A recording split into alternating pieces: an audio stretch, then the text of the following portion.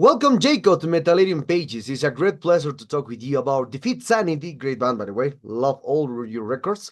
This new album chronicles of the lunacy and more things related to the metal world in general. So we start by asking, how are you doing today? How is the band in the last couple of years? I saw that you were very busy with a lot of tours. You play Yeah, here in Latin America, so a lot of things happen. yeah, indeed. Well, first of all, good morning. For me, it's the morning still, so glad to be here. Doing good, doing good. We have been busy indeed. We've especially had some catching up to do because we've had a schedule of tours going into the Sanguinary album actually, 2020, and then obviously everything stopped. Everything got canceled because of COVID. So we had some catching up to do, and we played three headliner tours in the US and Canada, Australia, New Zealand, Asia, some European shows as well. And like you mentioned, in Bogota, we played the Bogota Deaf Grind Fest. So yeah, still need to come back to South America properly, like do the whole thing. And there's actually we're working on something for next year. So there'll be more South American shows as well. But yeah, we've definitely kept busy here.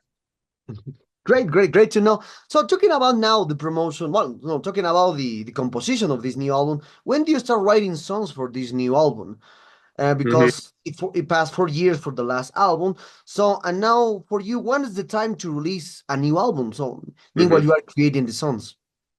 Yeah, so there's oftentimes there's a bit of an overlap. So by the time we release an album, there's usually already at least one song or at least material for a song or two sitting on the shelf.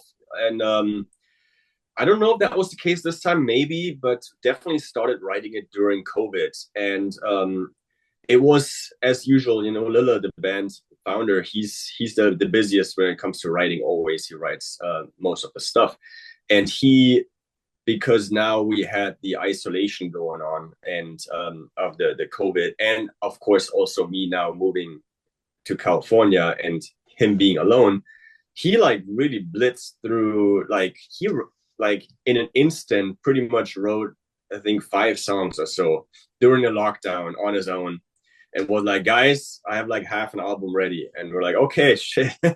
So yeah, let me get my bass lines and everything, of course. And then the last few songs they took longer. That's often how it goes. Like the first half of the album goes fast, and then after that it takes quite some time to fine tune and get the last songs together. And usually it is always Lilla starting the process, and then once he's kind of laid the groundwork, then everybody else comes in and is contributing their ideas and finalizing everything. And now, of course, we're working out the details like the drum and bass lines and the vocals, the lyrics.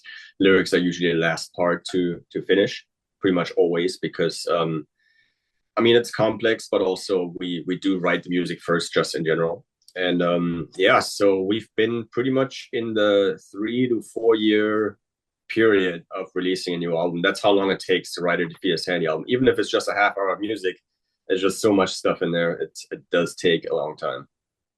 Okay, interesting. So, and now, how do you feel about this new release compared to your previous one, which came out during a difficult time due to the pandemic?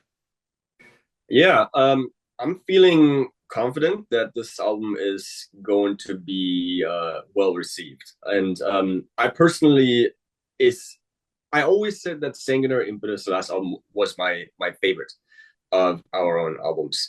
Now this new one is challenging that. I'm not sure if it's going to surpass it. It's always difficult to say, and it always needs time. But it is already pretty clear, even with just the 2 songs out from the reactions of the people, that there's a lot of people that are happy with the direction of the album. That it's a little bit more brutal again than the last album because the last album was so technical, and some people love it, and other people just wish there was more of the caveman factor back in the music. So they're getting that with this new album. It's still highly technical, but it is more more straightforward in other regards. Production is more brutal and just heavier sounding as well. So yeah, I think it's always a step forward, but at the same time it's a step back as well into tapping into the older, more brutal, more straightforward releases mixed with the sanguinary impetus technicality. Mhm. Okay, okay, interesting to know. Other detail that I am seeing into your discography is that the band, since the first album, Prelude to Tragedy, and then your second album, Psalms of the Moribund, you release each 3 years, because Psalms of the Moribund, 2007, Chapter of Repugnance, 3 years later, and the list That's right. going on. Just the previous album, Sanguinary Impulse, with this new one, that's 4 years, and perhaps you Mm-hmm. have to do with pandemic, that's normally. Mm-hmm. So, in this kind of case, do you have like a schedule to each 3 years the band release an album? No, not at all. That was very just coincidental. And the span, it was 3 years at first. Now it's more like a 4 year span. It's natural because the back in the day, the band, we all lived in Germany, and Lilla and I, we lived in the same city. We lived in Berlin, so we would rehearse every week. And then Christian from Hamburg, 3 hours away, would come in at least once a month. Wolfgang as well, and then Connie, he lived like 4 or 5 hours away. So there were just regular rehearsals. And as every other musician, every band knows, when you're together in a room, you can lock things in really quick. You can bounce ideas back and forth. You can try things. You can jam on ideas, and you have a song ready in no time. Now that we're all separated, and COVID made it worse too, but just even the separation of us living in different locations or spread all over the world, it takes more time to write because you can write something, you write it down, you send it back, but then it's not instant. It's not like in a room where you play something to the other guys and they can immediately give you feedback and play it back to you and improvise on it or do something. The song comes together so much quicker that way than if you're writing it in a long distance band like we are now. So that's the main reason, and it's pretty obvious too because we became so up until 2015 we were an all German band. We had a little stint with AJ, but apart from that, we're an all German band. And up until 2016 is when the albums came out every 3 years. As soon as we now had an American singer, Josh, who joined in 2015-16, and then I moved to the United States in 2017. So that's clear the break when then, okay, now the albums are taking 4 years. And that's just, yeah, it's just a result of that.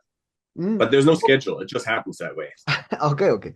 Well, perhaps. So other detail that I can see into the lineup of the Defeat Sanity, it was that just Lyle and you are like the lone members in the band. Then you still changes the vocalist, using the guitarist. So Yeah. for this, why these things happening to change the lineup from the guitarist? Yeah.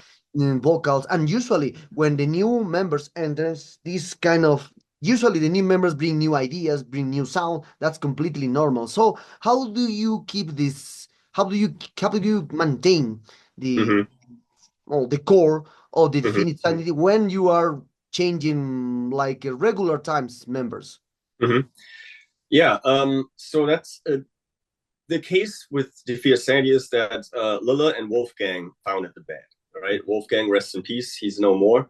But Lilla maintained mostly. It's his brainchild, right? Like he has the ultimate. He has the vision, and he started for it. And then as he acquires new members, like me, like Christian, like Josh, Vaughn, we come in with our own personality, but we also, first and foremost, we adapt to his vision, right? So he has the idea of how the Fierce Sanity is supposed to sound, and you bring in your ideas and your fresh personality, but at the end of the day, you also have to adapt to what the roadmap is, what the layout is for the Fierce Sanity. And Lilla is open to experimenting, and that's why we are experimenting. And every album is a little bit different, especially the Disposal of the Dead Dalmata album was a big experiment. So there is room for change.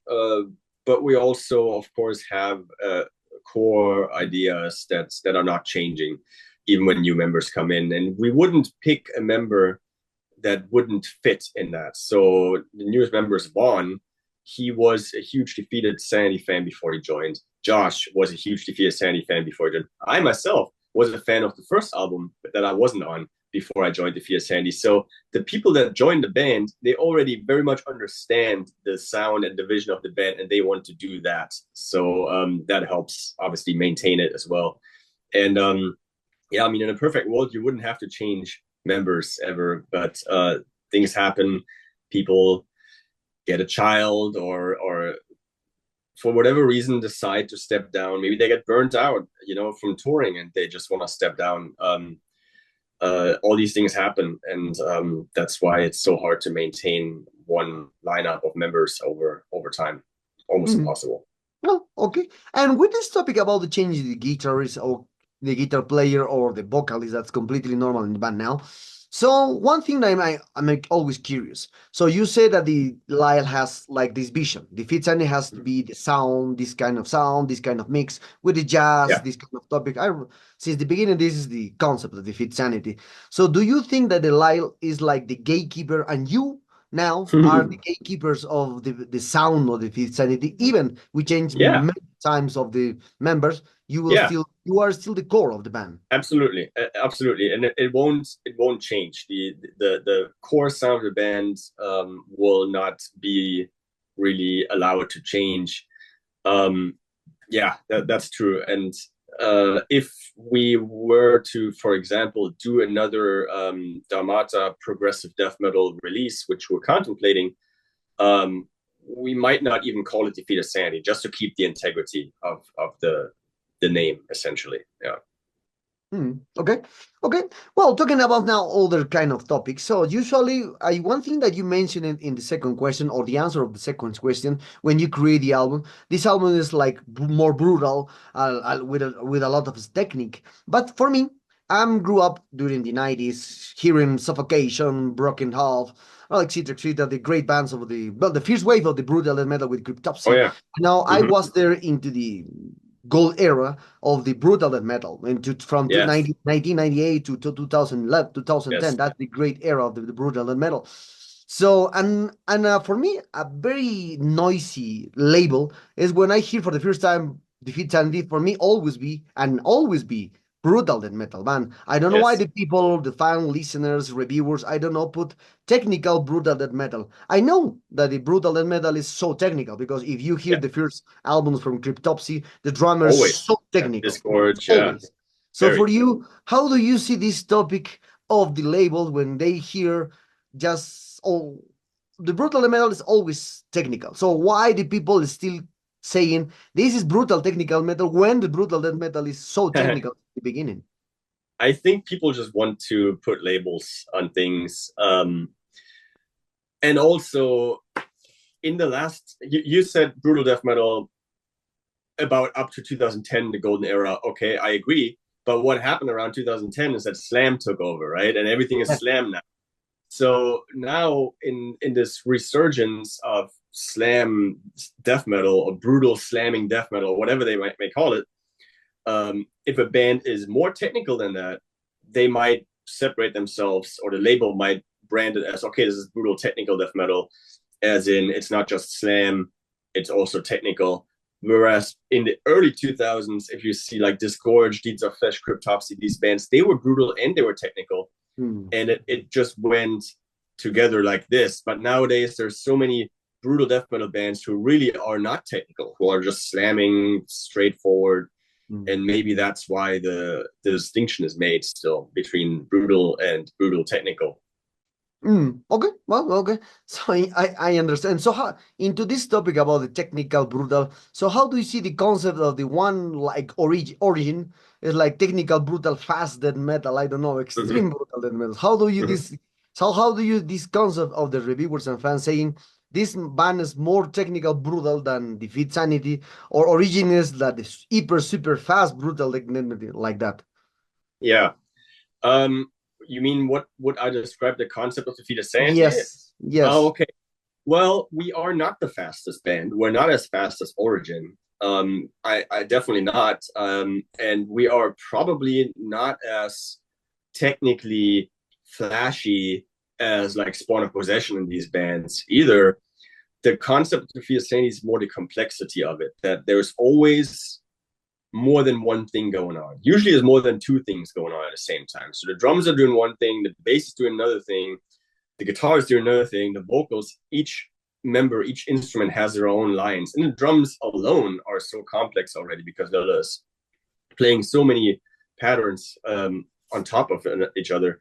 So really the concept of Sanity is it's a playful idea of like, let's try things out. Let's play with ideas, with arrangements, with composition, where maybe Origin and these bands would more stick to one formula. Defeated Sanity really is trying to break the formula and add complexity. Polyrhythms, for example, odd time signatures, tuplets over odd time signatures, like whether it's quintuplets, sextuplets. Sometimes we've done quintuplets over sextuplets at the same time. You know, like we've tried whatever you can do with music, we try it, you know, Okay. to create a different sound. Okay, okay. Other topic into the discography of the band is that your first two albums were released by Grindetic Records at that moment.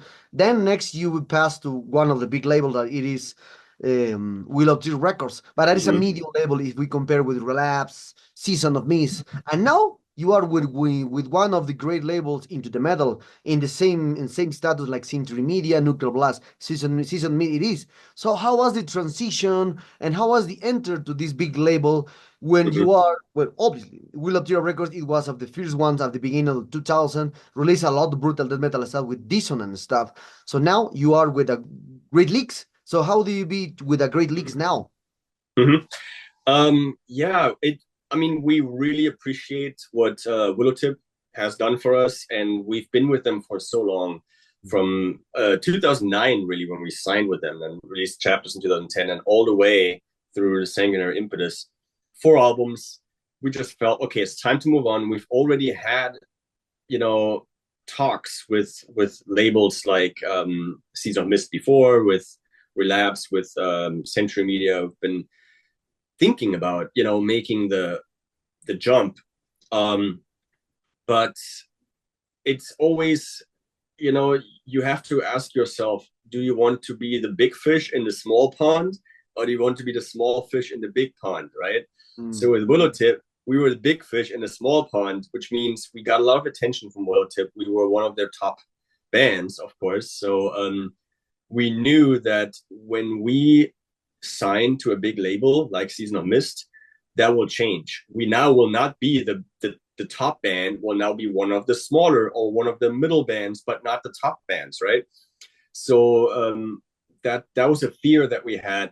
How are we going to be treated in a big label where we're now a small band rather than a big band on a small label? And that's what held us back, because we really liked that Willowtip gave us preferred treatment often, because we were performing well. Now it's obviously too early to really give a full review of the changes with Season of Mist, since the album is not even out yet, but they've so far done a really good job.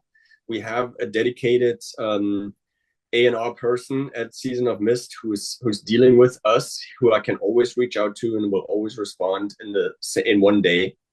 And so it feels a lot more personal than what we were afraid would happen, that it would become very impersonal.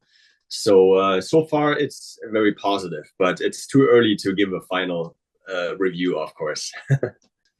Okay, okay. Now talking about the reception of the singles. So how was the reception of the singles so far for the people?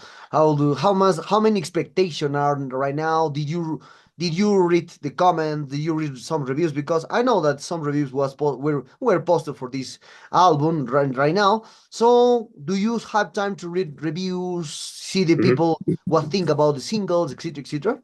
Yeah, I do read a little bit about the comments. when things come out, and it was definitely positive. The sentiment in general was definitely positive. I think that the sales were really well. Like they just announced a second pressing already of the vinyl, because the first pressing was, I think, like a 700 copies, is like very, very close, like down to like the last 30 or so, and so they released a second pressing, so that's a good sign. So I think the reception was very good, particularly good to the video clip that we released, because this video clip will always get a little bit more attention than just a single release. So yeah, very good so far. I do believe, though, my opinion is that with Defeated Sanity albums, you always have to see the album as a whole. Singles are good, but with our music, you have to put in the full album and just digest it as a whole. And sometimes it will make the individual songs better depending how you hear them in the context of the other songs, because the album has ebbs and flows, right? There's fast tracks, there's slow tracks. So when you hear the whole thing from start to finish, you might actually appreciate those singles even more than when you just hear the single. And I'm hoping, and I'm also pretty confident that will happen again, because Defeated Sanity is one of those bands that a lot of people say it takes a lot of repeats to fully understand and fully digest and fully appreciate it. So it's a slow burning. It's going to be a slow burning experience for many people again. And I think that it will, once they hear the full album, they will understand those singles even better as well. Okay. Okay, now talking about the promotion of this new album, what kind of plans do you have for Chronicles of the Lunacy, for Defeat Sanity in general? Perhaps are you already working a new album? Who knows? The time's time. So what kind of plans do you have for the band and obviously for this new album? So we're about a month away from the release.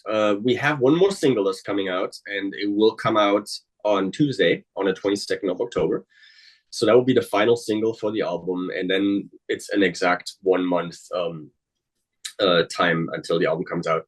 We will also, with the single next week, will release some tour dates for Europe first. They're not out yet, but I don't know when this is going to get released, this interview, so I'm talking about it right now. But the announcement will come next week about the single. European tour dates, headliner tour dates, where we're going to definitely present the full album, as we always do. So whoever sees us in the next year or within a year of the album release will hear the full album live. That's always with us the case. Once we've done that, we'll mix it up again. But if you see the PSA in 2025, you're going to hear all of Chronicles of the Lunacy live for sure.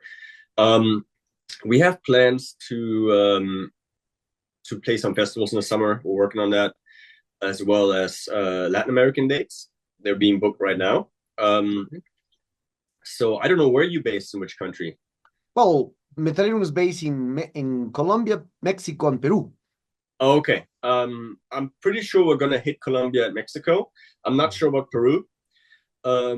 But there will be shows all the way down to Chile and Argentina, and it will be finally a full Latin American tour. Yeah, because it needs to finally happen. And then we of course also will come back to the US and to Canada later in the year. So it's going to be a busy year. Next year is going to be busy. Nice. Yes. You just came here to I remember the last time Brazil and Colombia, no more countries. I just think. Colombia. Yes, no, Colombia, not even Brazil. We need to still go to Brazil, and I think there will be something next year. But yeah, it was only Colombia. Okay. So now talking about other kind of topics. We spoke about the album, the composition, all the history of the band in the albums, the change of the label. So now talking about especially one thing that for me captures since the beginning my attention, because when I hear for the first time bands from Germany, always these kind of bands are related with the technical stuff. You remember Atrocity, you remember you remember Pavor, one band from that band. And then since 2000s, or since the brutal death metal era appeared Defeat Sanity, appear suffocated souls, Yeah. and more bands appear with this technical stuff, a lot of technical stuff. And for me, that's curious because you have Cura, you have Necrophages, etc., etc. More bands that play with a lot of technical stuff. So Mhm. for you, what the first question? Why always why always Germany never bring a great death metal band since the beginning to now? As you can see, Germany Germany doesn't have a great stone into the death metal like not Yeah. like like the Yeah. Finnish, like Finland, Mhm. Swedish, US or Brazil. You never Yeah. have. Even you have No. a great scene like backend. You have a great Mhm. movement like thrash metal with heavy metal. You have great stunts into that styles, Yeah. even with the power metal too. But with with the death metal, you never have it. This is true. This is very true, and that's also the reason why Defeated Sanity early on went to an American label, Willowtip.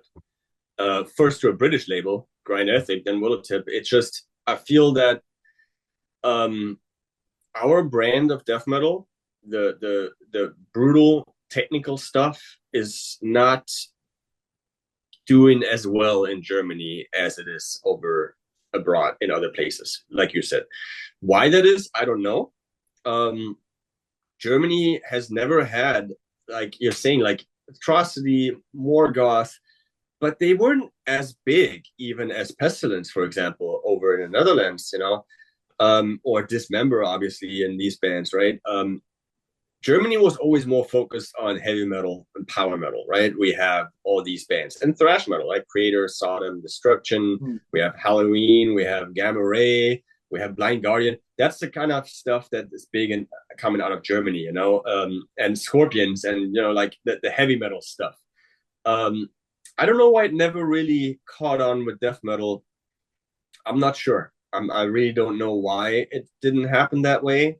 But if you ask any German death metal fan who you listen to, it's going to be American bands, it's going to be Mm. Swedish bands, maybe British bands. You know, hardly any local German bands, and even we notice it that we play in Germany. We don't get the same response or the same respect, that we get when we play pretty much anywhere else. I don't know why that is, but yeah, Germany, great scene for heavy and power metal. Not so great for death metal, but it's maybe it will change again. Deathcore is definitely much bigger, unfortunately, in Germany. But I don't know why it is. I can't give you an answer, but it's definitely it's a good observation. Yeah.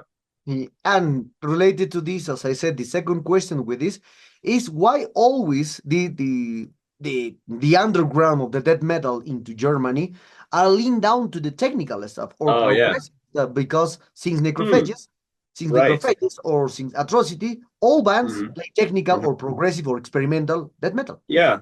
I think that might just be in our nature in Germany. We're kind of technical thinkers, we're a country of engineers, and we want to over engineer things. And I think that people are just excited to to play a lot of notes and play them very fast.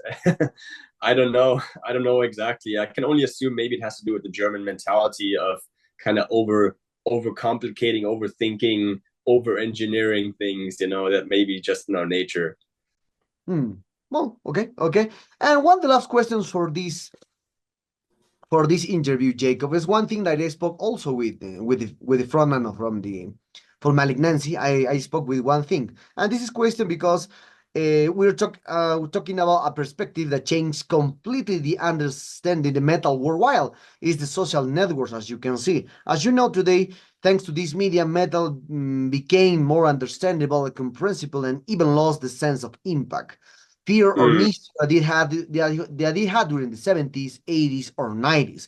And you remember very well this when you spoke in the 90s with Brujeria, you think that they are narco satanic people at that moment. Always think that. yes, Always yes, think. Or when you see King Diamond, the cover arts yeah, with demons, vampires, you believe yeah, that man lived in a castle with that demons. That's completely yes, normal. and more things Gone. That's gone. and more things, stories you can create with the album's covers, with the burning churches in Norway, a lot of things with the a lot of things happens during those eras, 70s, 80s, and 90s. But now there is no mystery, curiosity that metal gives you in a legend general level. Yeah. What is your point of view now about move away from the fear, mystery, or curiosity that the metal had before, and now everything is comprehensible? Even I saw that one band from Portugal, Gaia, sell is a black metal band, but sell balls from Christmas. That's amazing. Wow. Yeah, I mean, back in the day, it was also the labels who had marketing people, and they knew exactly, like Black Sabbath, they were harnessing the idea of, oh, this is a satanic band. And Black Sabbath was never satanic. They sang about witchcraft and stuff, but they're pretty religious people, actually. They're all like Christians, and a lot of these old bands, they have an image. It was all about the image and the illusion, right? Like Deicide, Glenn Benton, you think he's like worshiping Satan all day, or Chris Barnes comes out with a fetus in a jar, and you think he's a serial killer guy, like, because he sings about serial killers like Cannibal Corpse. We were, like you said, we like grew up back then and thinking these guys are actual like psychotic maniacs, or satanic worshippers or something. And some of them maybe were, like Glenn Benton. I do believe he probably was a little bit. He was real in the beginning, but obviously he also, people grow up, and then it's not. They're more like, yeah, okay, this is just an image, at this point. I sometimes miss having the mystique gone. I sometimes miss having a little bit of mystery and not exactly knowing. Now everyone's in the spotlight and they're posting about their cats, and they're picking up their kids from school or whatever, selling Christmas ornaments. It's a bit of a shame, but it's also probably just honest, because back in the day, a lot of that image was not really real. It was just made up as a marketing thing as well, or exaggerated as a marketing thing. So maybe things are more real now, actually, more accurate. But where's the fun in that? Like the fun was there when you believed that King Diamond lived in a castle. So yeah, I miss it too. But Defeated Sanity, if we're talking about us, we were never a band who had these gimmicks anyway. We were just a bunch of musicians making music. We never had the corpse paint or the dark imagery. We sang about gore, but we didn't have like the zombie, I don't know, war costumes or whatever. Like that was never our thing. So to us, it isn't really that much of a difference. But yeah, to some of these other bands who used to be very much, like in costume, and now it's like, okay, well, they're just people. Something might have gotten lost there. Okay, and related to one thing that you talk about, you spoke about this topic, is when you see the covers of gore, or people they dissection it in cover arts into the in general internet. As you can see now, the AI is trying to censor it, this kind of art. And we don't know why, because when you publish on the books, or when you publish on the magazines in the 90s or the beginnings of 2000s, there is no, for us it's no normally, because that's art for us. We think like this, like art. But the AI or the algorithm or the software thinks when you put a nude in the cover art, this is uncensored, this is very damage for the new people, very damage for the society. But for us, it's just art. It's no more. Yeah. So what's your point of view about now? The AI is like trying to censoring this kind of topics, but for us that we are here for more than 30 years, 35 years, this is art for us. It's not like something annoying.